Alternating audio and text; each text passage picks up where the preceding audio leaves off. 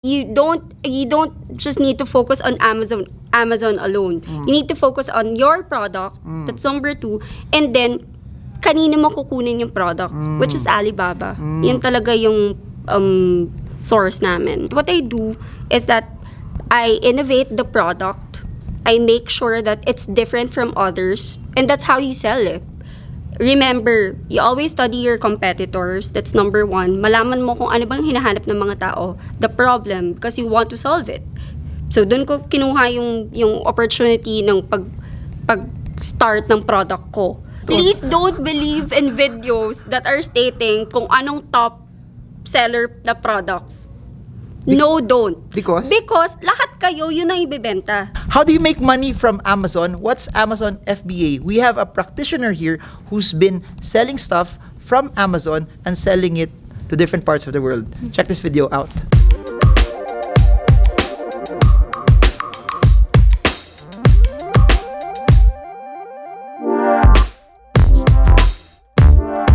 Hi guys!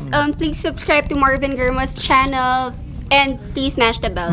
And stay till the end so you get to see who the subscriber of the day is. Yep. This video, we're gonna interview her, guys. Parang yung doctor na interview natin, sobrang yaman. Oh, humble pa. Okay, enjoy the video. Hi guys, we're with Pauline. She's into e-commerce.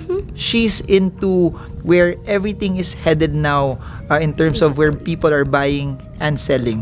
So my question is this, how did you start into e-commerce? We had an initial video. Dun sa initial video na you said you were in the property space, you were into real estate. Why are you now dabbling into e-commerce? Go. It's because hindi lang siya trend eh. As we can see, everyone has social media, everyone is using their mobile phones. So why not go with the flow and then rise above it? Para lang kasi sa akin, kasi what I do in social media, I don't stalk people.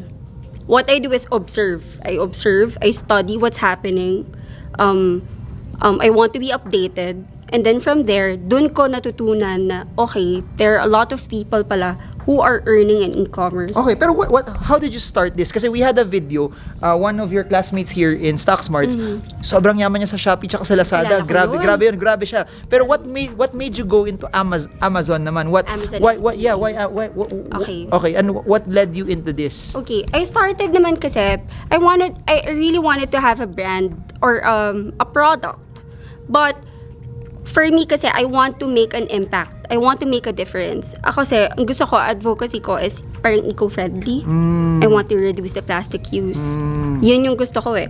And for me, if I start it abroad, I think it will grow. Okay. It will be known globally. So that's the only reason talaga kung ba't ako nag-Amazon. Pero that's interesting kasi here's what people need to know also. Majority of the people who get rich in the Philippines is they create products here and they sell it to Filipinos. If you notice what the other people in other countries, kung bakit sila yumaman, Starbucks, all of the other brands, Nike, Reebok, Adidas, they manufacture products but they sell it to everyone else in the world. And sayang naman, I think Filipinos also can do something and create something that can be offered also to other parts of the world. So for those who don't know, how does it work? How do you get in and how do you start your own e-commerce? How do you call it? Platform business? Okay, how do you start it? If I don't know anything, assume, lalo na alam ko ng online trading platform. Okay, for those who don't know anything about it, how does it work naman for Amazon? Okay. First step, go. Hindi. Ganito. Honestly, hindi siya madali. Okay. Well, wala namang madali. But, Love life. hindi rin madali yun eh. Okay. Oo eh. Yung Amazon kasi, ako kasi nagkumuha ko ng mga course eh. So, I enrolled sa mga courses. Tapos I started, nanonood ako ng mga YouTube channels ng mga iba't ibang sellers ng Amazon. So that's what I do. Pero kasi sa Amazon, you don't just need to focus on Amazon alone. You need to focus on your product. That's number 2. And then kanino mo kukunin yung product, which is Alibaba. Yun talaga yung source namin. Okay. So you buy stuff from Alibaba in bulk. Yeah. Okay. Then you sell it in Amazon. Pero Correct. for those who are not into this also, how do you differentiate what you're doing from drop shipping? That di ba drop shipping, there's products that you sell pero you don't have the inventory for it, you just market it for people. What's the advantages of doing what you're doing versus drop shipping? No, this one, it's your own brand. It's your personal brand. But what I do is that I innovate the product. I make sure that it's different from others. And that's how you sell it. Remember, you always study your competitors. That's number one. Malaman mo kung ano bang hinahanap ng mga tao, the problem, because you want to solve it. So, dun ko kinuha yung opportunity ng pag-start ng product ko. Now, next is that you design it ng mas different from other people's product, I mean. So it's specific also. What do you sell? What's your products? Are you okay to share it? Okay lang. Silicone. Okay. Silicone for ano? For talaga? Silicone Whoa. products, yeah. Okay, so how does it work? So how did you brand it? How did it become different from everyone else? Because that's the parang that's the most how do you call this? That's the healthiest alternative to plastic.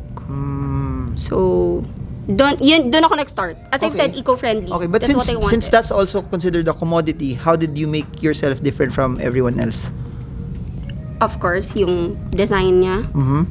Actually, marami akong kalaban doon eh. Okay. But what I want is, lagi kong iniisip, ano ba yung kailangan ko? At home, tinitingnan ko, ina-observe ko yung sarili ko, ano ba yung need ko? So, doon ako nag-start. And then next, I always check their reviews.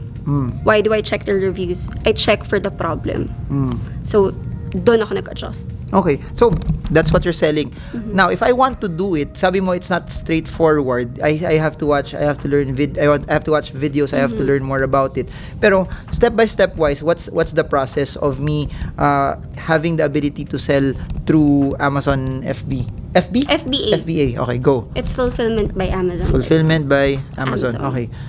First, of course, you need to know your product. That's one. Number two, you need to register, of course, to have your own account in Amazon. Okay. Number three, you talk to your manufacturer in Alibaba. You contact a manufacturer. Don't contact a trading company. Because what happens when you contact a trading company? Okay lang naman to contact a trading company, but trading company is parang mas mahal compared to a manufacturer. But ang manufacturer, mas mahirap sila kausap. Because a trading company, they're very trained to talk to other nationalities. So, mas magaling sila mag-English. Pero magaling ka mag-Mandarin? No. You're not Chinese. Ano Chinese? I have konting wala masyadong alam eh. Ang wife ko magaling. Anyways, so, what's the biggest mistake that you've ever encountered going into this venture? We already know that sa stock market, massive mistakes there. Pero go. I didn't learn the product. Okay. Or I didn't study more about the product. I didn't research more about the product. Yung parang, di ba, there are other people, parang they're just dependent on the trend eh. No. You don't, pag sa Amazon, it's not the ratings, it's not the reviews.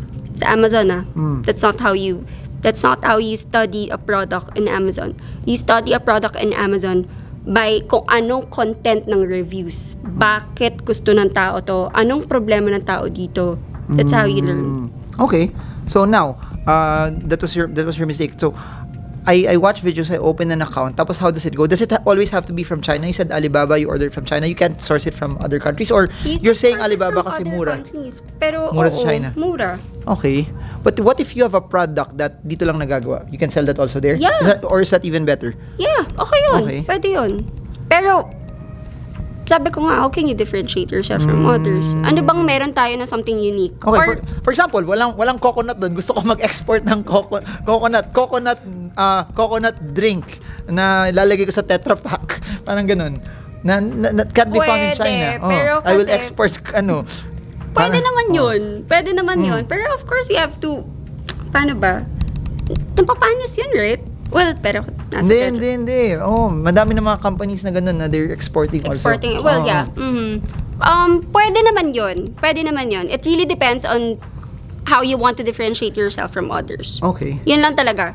Okay, eto pa. What do you know what's the most sellable item right now that you can easily buy from China, Okay. then Eto sell. ha. Okay, yan. Ito, gusto ko yung mga, No, hindi. tulungan mo kami Ganito kasi yan, gusto ko na guys. makaraos eh. Tulungan mo na. Totoo. Please don't believe in videos that are stating kung anong top seller na products. No, don't. Because? Because lahat kayo yun ang ibebenta. So, paano ka kikita kung lahat kayo yun ang binibenta? So you have to find something that's different para Yes. you can Sa corner the Amazon, market. you need to know how to market your product well. First, di ba syempre pagka you go to their page, makikita mo kagad yung photo. That photo pa lang instantly, kailangan maganda yan, attractive yan. Pangalawa, your keywords. So, there's a lot to learn So in you need to Amazon. know SEO also. Well, yes, but sa mismong Amazon page pa lang, yung keywords, dyan lahat. Okay. So, you need to like parang yung may mga website kasi that gives that information Okay. eh. Do you do ads in Amazon? Yeah, you need Okay. to do ads. What's better? Do the ads inside Amazon or do the ads in FB that will connect to your It's account? market affiliate, Amazon affiliate. Okay, meaning? Affiliate marketing. Yung Okay. parang, Pero- yun nga, i-click mo yung... Okay. Pero you can't do like, di ba may shop ka sa Amazon? Parang ganun. You create an FB ad, then FB ad will connect you to your shop That's directly. possible. What's better? What's more efficient? You create the ad in Amazon or you create the ad in I-create FB? the ad in Amazon. Ah. Yun pa rin. Kasi you need to be on the first page eh. Okay. Yun talaga. But of course, if you're selling well, talagang nasa first page ka. It's automatic. So ngayon, Amazon will help. Hindi, but if I'm starting right now, madami na akong kalaban. A lot of people are selling already. It's too cluttered. Wala pa akong ganong kalaking budget to place ads there. What do you recommend for people who are doing this for the first time? No, you just need to differentiate talaga yourself. Yun talaga. Pero how will you get noticed kung wala ka pa masyadong budget pang ads, or you really at the start you spend a lot pang ads? You need to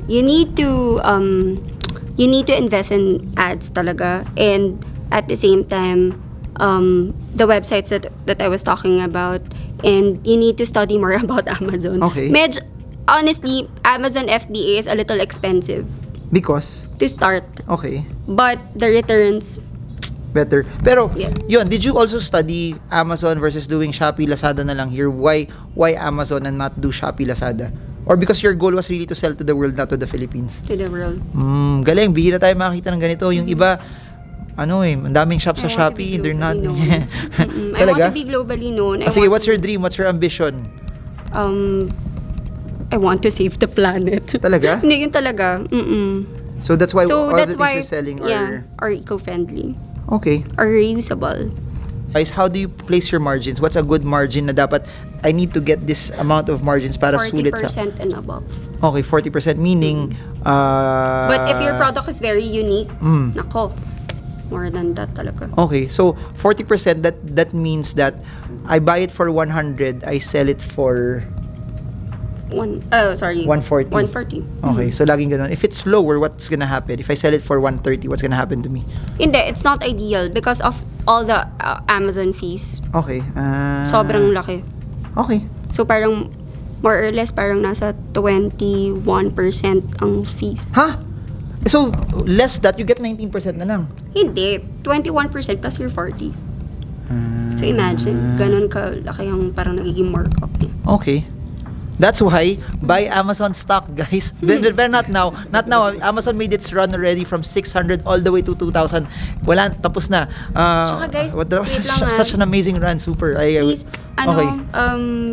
Watch the news din, siguro, get updated. Kasi because of the China... Trade war. the Trade war. That's one thing that's, I think, a variable And that's why also I'm there. focusing right now on my online business here in the Philippines. Talaga, what's your online business here? Dami mong... Mga giveaways. Kasi Christmas na, guys. Okay. So What if are you guys selling? need- What's your giveaway? I'll put the link below Yeah. or comment below if you want to connect Yeah. with her shop. Yeah. What do you sell? Gift ideas, Okay. any gifts, but it's also eco-friendly. It's super affordable. Promise, it's super Okay. affordable. Okay. And it's very useful. Okay, that's it. May final words ka ba? Wala, no?